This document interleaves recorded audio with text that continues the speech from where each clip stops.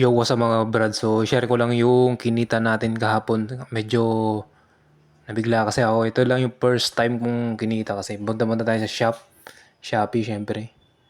Then, click natin yung me. Okay. Ito tayo sa affiliate. Yo, no? Naka 1K tayo. 1.3 pesos. 1,300 agay. So, first time ko kasi nangyari to. Mostly, ang baba ng mga sales natin. Pero ngayon, lumaki dahil sa sales ng Shopee na 999. Ayun no, naka 1,303 pesos and 73 centavos tayo. And mataas po yung nabenta natin ngayon. First time ko to. Ito yung mga nabenta natin, Akari. Meron ulit Akari, Motorcycle Shock, tatlo. And then ito, yung kay Gordon na slide sa chinelas. So sa social media wala tayong nabenta. Ayan o, panay marami pa rin talaga sa motorcycle. Then meron din tayo ditong electric fan na isa, yung clip fan. Ang baba lang po niyan. Tingnan mo, dalawa 13 pesos. Pero okay na rin. Kasi wala naman akong nilabas diyan. Diba? Dito yung sa most item sold yan.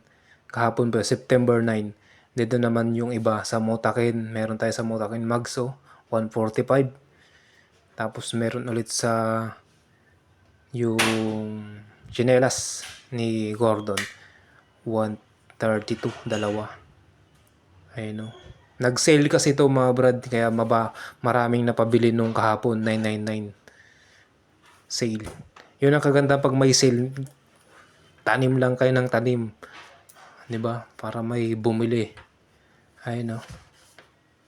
Naka 30 items tayo. Yan ang pinakamalaking kong benta ngayon. Kalahin mo, dati binibenta ko lang 5 pesos. Ngayon, mabot tayo ng 1.3. Diba? Lagpas mo ng isang yan. Isang araw. Oh, thanks God. Ayan, check natin sa conversion. Ito yung mga Doon hindi nasama yung mga ibang item. Ito nasama yan. Parang yan. Yang bag na yan. Tapos itong cat toy. Ayan Yan, drop. Wala din yan sa yan sa Shopee. Dito sila parang nag-direct sa link para maka-order. And then, yan, Aura Share. Meron ulit Aura Share.